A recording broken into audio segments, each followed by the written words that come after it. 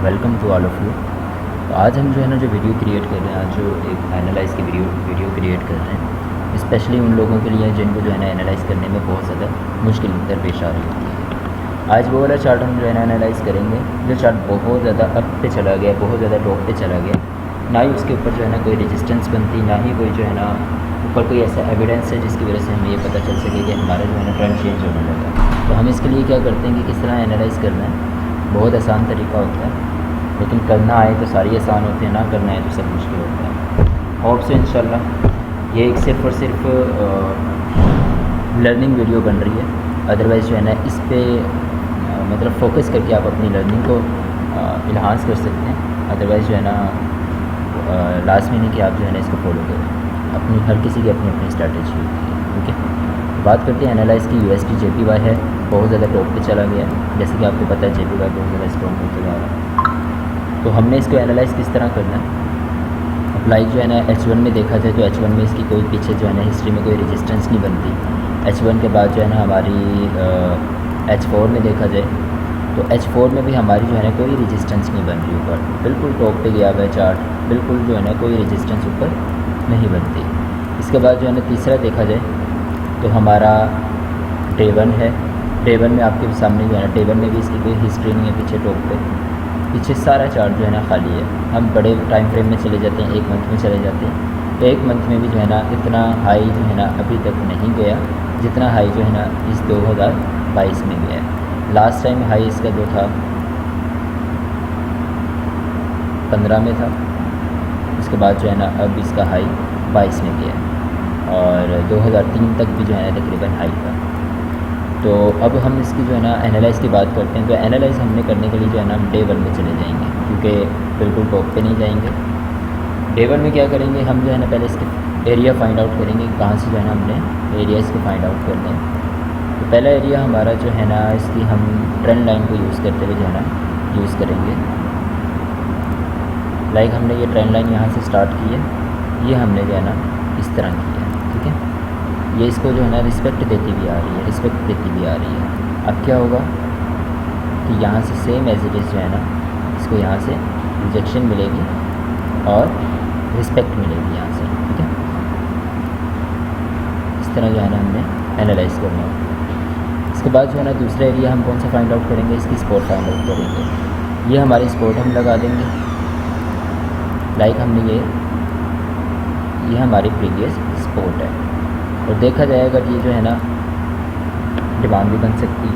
ठीक है, तो अब जो है ना इसको मज़ीद हम H4 में चले जाते हैं। H4 में हम जो है ना एरिया फाइंड आउट कर लेते हैं। H4 में हमने जो है ना ये एरिया लगाया हुआ था ट्रेंड लाइन के बेस पे। इस ट्रेंड लाइन को मज़ीद जो है ना हम बेहतर कर लेते हैं।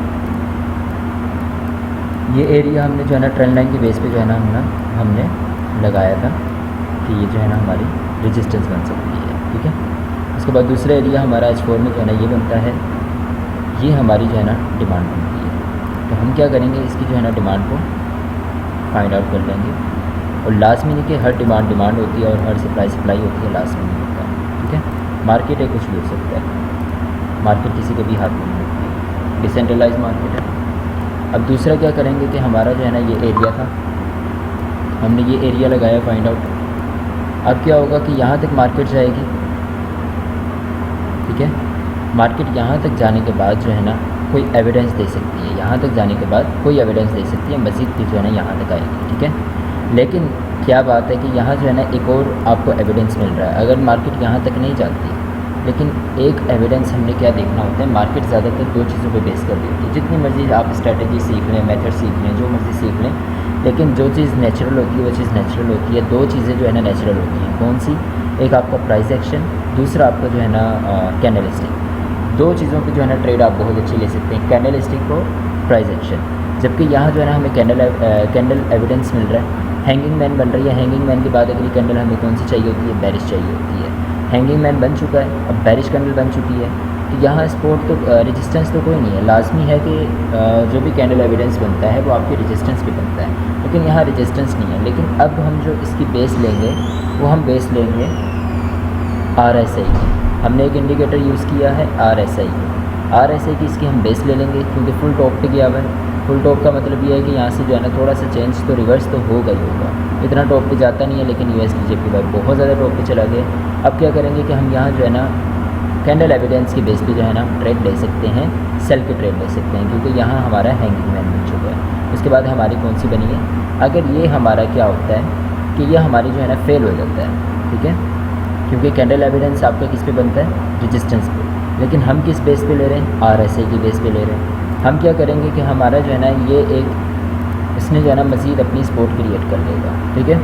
हम क्या करेंगे कि यहाँ जो है ना सपोर्ट लगा देंगे, अगर ये इसको ब्रेक कर लेता है तो फिर जो है ना आप मज़ीद सेल के ट्रेड ले सकते हैं। अदरवाइज़ अगर ये बुलिश कैंडल बनती है तो आप क्या करें कि आप जो है ना इसका वेट करें, तो यहाँ तक अगर जब तक कैंडल नहीं आती, यहाँ तक जब तक मार्केट नहीं आती तब तक आप जो है ना इस पर ट्रेड ना लें, ठीक है। ये एक सिंपल कॉन्सेप्ट है, प्राइस एक्शन के बेस पे मैंने आपको जो है ना सिंपल कॉन्सेप्ट दी है। होप सो इंशाल्लाह आपको जो है ना इसमें कुछ ना कुछ सीखने को मिला होगा। अपना बहुत सारा ख्याल रखिएगा। किसी का कोई क्वेश्चन हो तो वो जो है ना लाजमी कमेंट में पूछ सकता है। इसके अलावा जो है ना किसी का किसी भी चीज़ से रिलेटेड जो है ना क्वेश्चन है, किसी भी चीज़ में जो है ना मसला मसाइल आ रहा है, तो आप जो है ना बेसिकली कमेंट बॉक्स में पूछ सकते हैं या पर्सनली मैसेज कर सकते हैं। Thank you so much. अपना बहुत सारा ख्याल रखिएगा, दुआ में याद रखिएगा। जज़ाकल्लाह।